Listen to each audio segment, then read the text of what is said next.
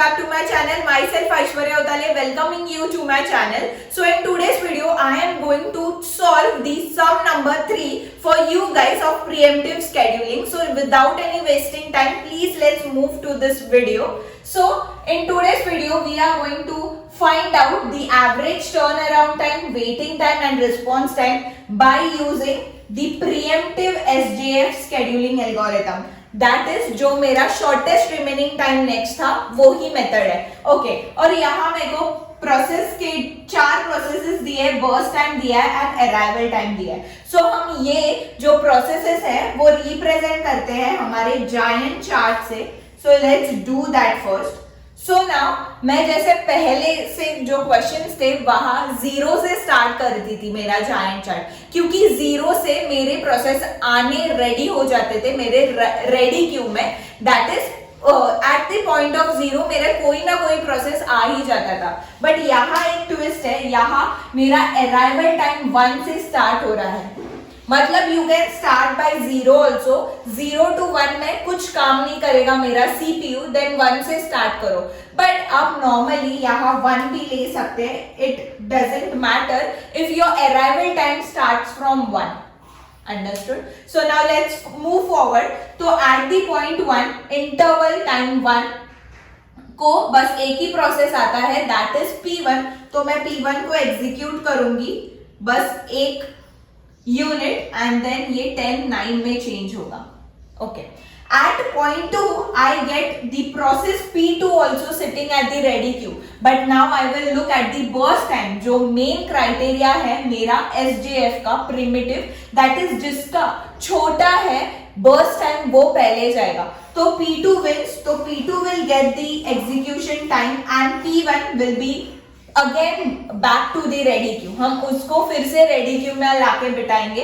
तो P2 भी एक बार एग्जीक्यूट करूंगी मैं, दैट इज 3rd पॉइंट तक एग्जीक्यूट करूंगी और ये 4 का 3 हो जाएगा. Okay now at the 3rd point ये तीनों प्रोसेसेस मेरे आए हैं, that is P1 P2 P3. And now I will again justify the answer कि कौन मेरा सीपीयू कैप्चर करेगा. तो मेरा सीपीयू अगेन P2 कैप्चर करेगा, क्योंकि P2 के पास बस 3 बर्स्ट टाइम है जो दोनों में नहीं है और सबसे छोटा है. तो P2 को मैं फिर से एग्जीक्यूट करूंगी एक बार, तो यहां 2 होगा. Okay so eight the point 4 मेरे चारों प्रोसेसेस आए हैं एंड आई नो कि इसके बाद कोई और नया प्रोसेस जनरेट नहीं होने वाला है. Now I will again look at the burst time. तो P2 अगेन विंस, क्योंकि P2 का P4 से भी कम है बर्स्ट टाइम. तो P2 को मैं पूरा एग्जीक्यूट करूंगी 2 यूनिट. तो ये हो गया 0. नाउ मेरे पास 3 प्रोसेसेस मेरे रेडी क्यू में बैठे हैं. Now I have to justify कि कौन सा प्रोसेस मैं एंटर करूंगी मेरे execution, that is CPU execution के लिए. तो तीनों में से P4 का बर्स्ट टाइम कम है, तो P4 will take the charge of it and वो एग्जीक्यूट होगा 3 यूनिट. तो ये हुआ 0. नाउ P1 और P3 में रेस चालू हुआ कि मैं जाऊं या तू जाऊं, बट P3 विंस क्योंकि उसका बर्स्ट टाइम छोटा है. तो P3 विल पूरा एग्जीक्यूट इटसेल्फ एंड वो रन करेगा 14 तक. नाउ एक ही प्रोसेस बचा है, that is P1 and P1 will execute totally the 9 units and it will give me the end execution up to 23 units.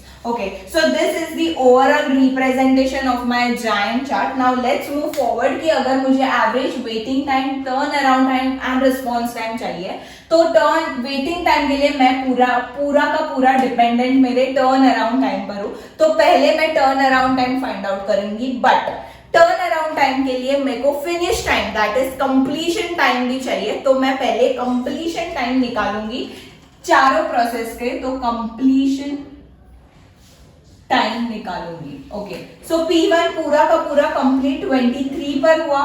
P2 पूरा का पूरा कंप्लीट मेरा 6 यूनिट्स पर हुआ. P3 पूरा का कंप्लीट मेरा 14 यूनिट्स पर हुआ एंड P4 पूरा का पूरा कंप्लीट मेरा 9 यूनिट्स पर हुआ. Now let's move to the turn around time. Turn around time का formula is completion time minus arrival time. ये याद रखना, अगर आपको नहीं पता है ये फॉर्मूला कैसे जनरेट हुआ है तो मैंने अलग सा वीडियो बनाया है, please go watch that video first and then move to this video, क्योंकि आपको फॉर्मूला यहाँ इंपॉर्टेंट है। आपको तो ये बेसिक तो बहुत ही इजी है समझने के लिए, but formula is the one which will hold us so that algorithm right होगा। So let's find out the turnaround time। So turnaround time का formula is completion minus arrival। तो P1 का 23 minus 1 करूंगी तो 22, 6 minus 2 करूंगी तो 4, 14 minus 3 करूंगी तो 11, 9 minus 4 करूंगी तो 5। Understood how I found out the turnaround time? Now let's move to the waiting time। waiting time का formula is turnaround time minus burst time। मतलब टर्न अराउंड टाइम माइनस मेरा जो एक्चुअल बर्स्ट टाइम है। यहाँ बच्चे mistake करते हैं, that is बच्चे ये जो कैंसिल किया हुआ 9 लेते हैं, क्योंकि we get very fast and furious exam के टाइम कि यार मेरे को जल्दी जल्दी सॉल्व करना है, आगे बढ़ना है, तो नहीं, you have to clearly see that is burst time P1 का 10 है, बर्स्ट टाइम P2 का 4 है, सो वैसे ही लेना, नहीं तो एक पॉइंट से भी मिस्टेक हो सकती है। Okay, so let's move forward.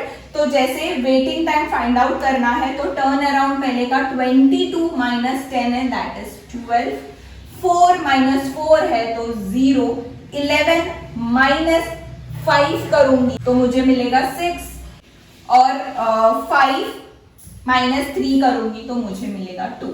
Now let's move to the response time. Response time का formula is very interesting, because जब भी सीपीयू फर्स्ट टाइम मिलता है मेरे कोई भी प्रोसेस को, वो पर्टिकुलर पॉइंट माइनस मेरे arrival time, that is CPU first time minus arrival time.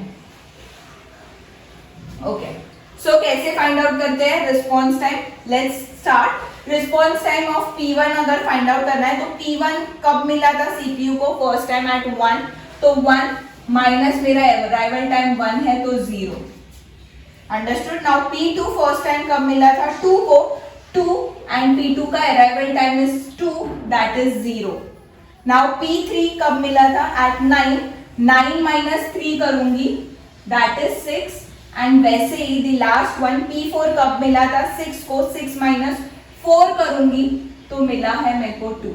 So this is the response time, waiting time and turn around time. But now the question states that आपको average find out करना है। तो average के time what is the typical formula of the average? The sum of the elements जो present है मेरे 5 processes में या 4 प्रोसेसेस में। तो let's take an example, 4 processes है। नाउ ऐड करो 4 के 4 प्रोसेस के जो elements divide by the number of processes. तो यहाँ मैं टर्न अराउंड निकालूं तो पहले टर्न अराउंड में 22 करूंगी, प्लस 4 करूंगी, प्लस 11 करूंगी, प्लस 5 करूंगी, divide by 4 which gives me the answer 10.5।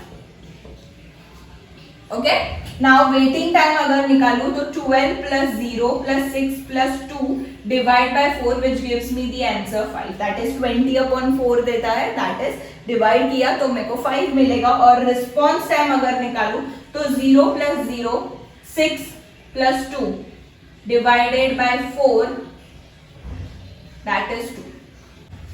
So understood how to remove the average, response and turnaround time। तो ये है आज के वीडियो के लिए सम। ये बहुत इंपॉर्टेंट था क्योंकि सम के ज्यादा जितने प्रैक्टिस करोगे उतना आपको जजमेंट आएगा कि कैसे सम होता है, कैसे सॉल्व किया जाता है। So that's it for today's video. I hope you enjoyed it. Please like, share and subscribe करना भूलना मत, क्योंकि मैं हमेशा पॉपअप होनी चाहिए कि आज कोई तो नया वीडियो डाला है। Bye bye.